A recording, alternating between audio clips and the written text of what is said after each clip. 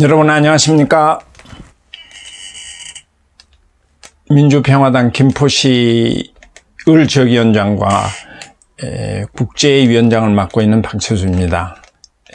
김포에서 발행하는 김포신문에 기고한 저희 글을 한 편 낭독해 드리겠습니다. 오늘이 마침 추석이네요. 추석 명절 조상을 찾아뵙고 온 가족이 함께 행복하게 보내시는 걸로 생각합니다. 우리 고유 명절 추석에 가정의 행복을 빕니다.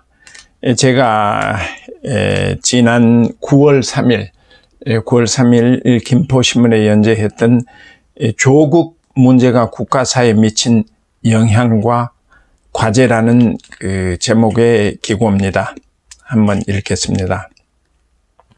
조국에 대한 이슈가 한국 정치 사회를 흔들고 있다.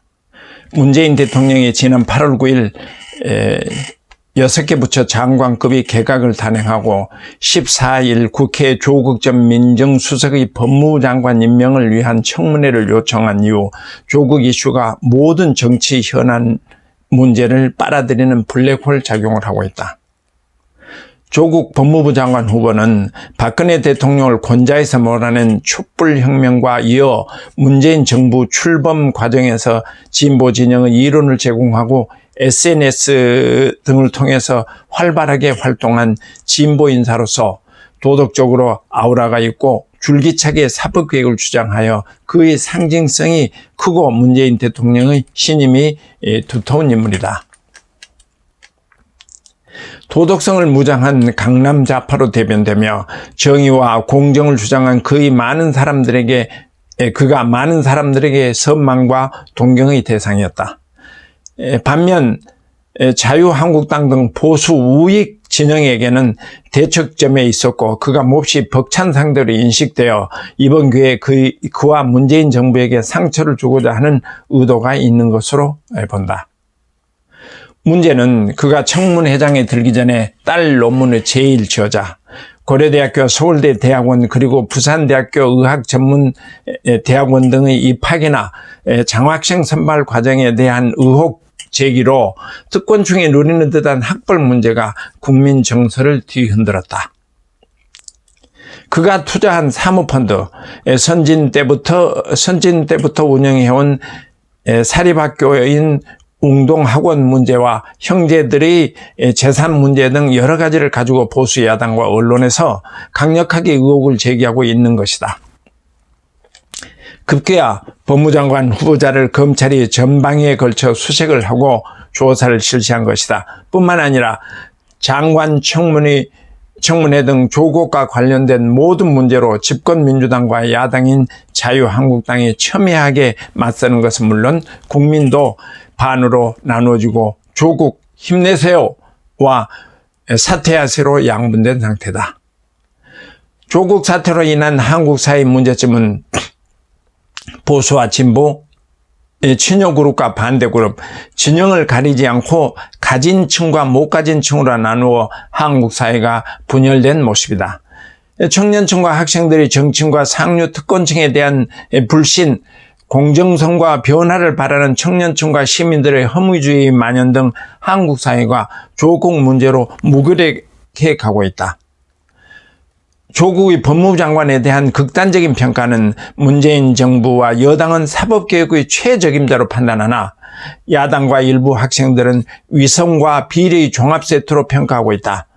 정치인과 지식인에 대한 국민의 불신에 진보나 보수가 똑같다는 국민의 인식, 서울대, 고려대와 부산대학교 등 한국의 대학교의 권위에 대한 실망 등이다.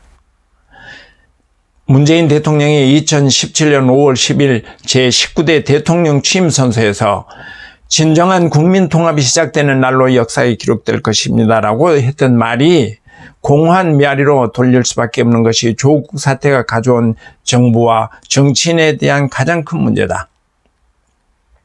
현재 한국이 처한 많은 어려움이 국민의 마음을 무겁게 한다. 특별히 일본과 미국 등 우리 우방국들과의 외교적 갈등과 마찰이 우려되고 민생 문제가 몹시 어려운 현실이다.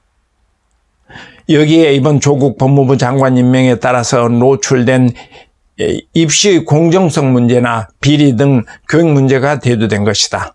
문재인 대통령은 동남아 순방길에서 교육 문제의 검토를 지시한 바 있으나 자유한국당은 이 또한 부정적으로 평가한다.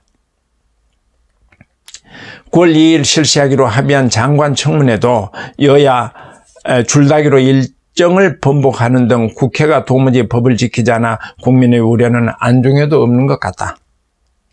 필자는 조국 문제에 대해 양진영에 동조하는 것이 아니다. 그러나 우리 국민이 일개 법무부 장관 임명으로 조국이 아니면 안 된다는 척과 조국은 안 된다는 지루한 싸움으로 국가와 국민은 안중이 없고 당량만 챙기려는 정치인들의 행위가 국민에게 큰 피해가 될 것임을 염려하는 것이다.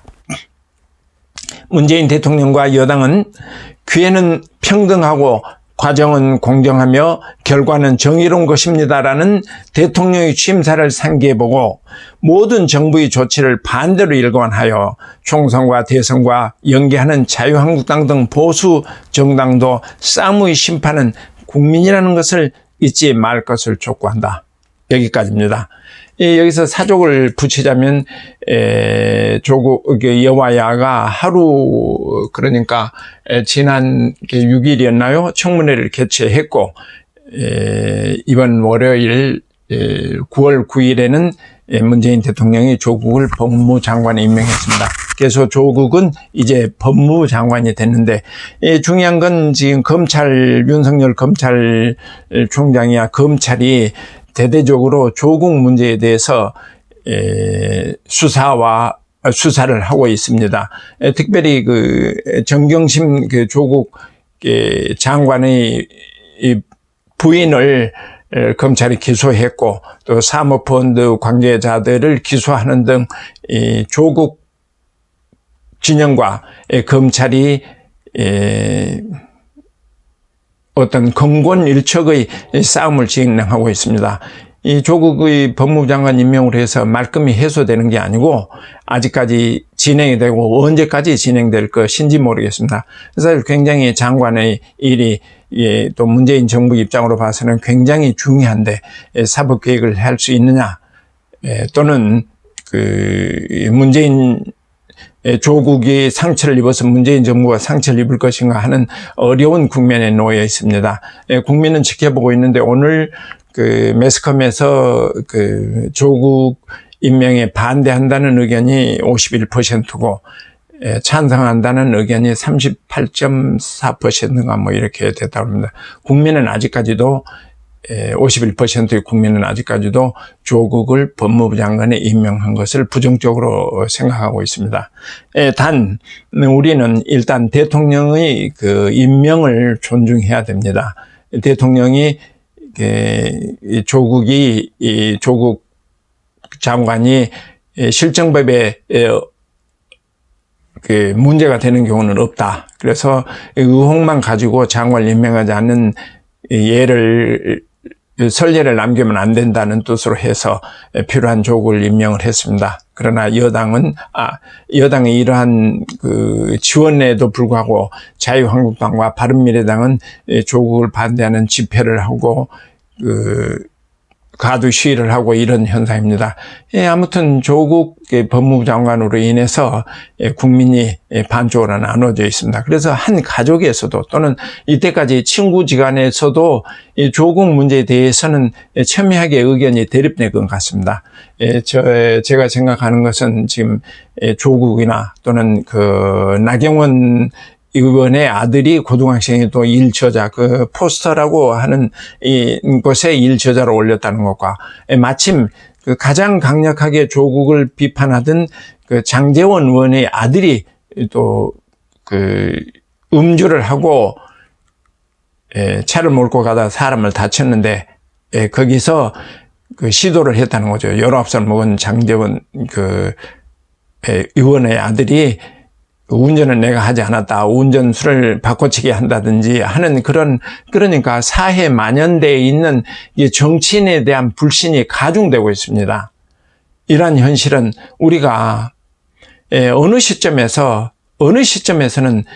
정치인이 그래서 이현주 의원 같은 경우는 삭발을 하고 모두 쓸어버리고 싶다고 뭐 그런 이야기를 했고, 박지원 의원 같은 경우는 그 쇼는 하지 말아라. 그래, 이 정치인뿐만 아니라 국민도 양분화되고 하는 그런 현상이 지금 현재 한국 사회입니다.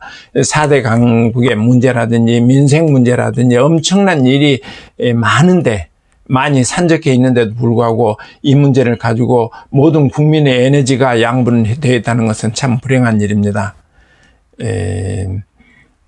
결국은 모든 것은 대단히 죄송하지만 국민이 결정한 겁니다. 국민이 대통령을 뽑았고, 국민이 대통령을 하야시켰고, 또 국민이 정치인을 뽑았습니다. 내년 2020년 4월 15일에는 또다시 국민들이 국회의원을 뽑는 날입니다. 선거를 잘해야 되겠다는 그런 생각이 매우 간절한 그런 그 시기입니다. 여와 야를 불문하고 정치인들이, 부패한 정치인들 또는 문제가 있는 정치인들은 국민의 손로 뽑지 말아야 되겠다. 그리고 좀 더 참신하고 도덕적으로나 또는 그 능력으로 봐서 더 나은 후보를 뽑아서 국정을 관여하는 국회의원으로 만들어야 되지 않겠느냐 하는 생각을 해봅니다. 오늘 행복하고 즐거운 날, 이런 불편한 얘기를 해서 다소 거북합니다. 여러분, 남은 하루 동안 또는 연휴 동안 가정과 함께 행복을 누리시기를 기원하는 날입니다. 감사합니다.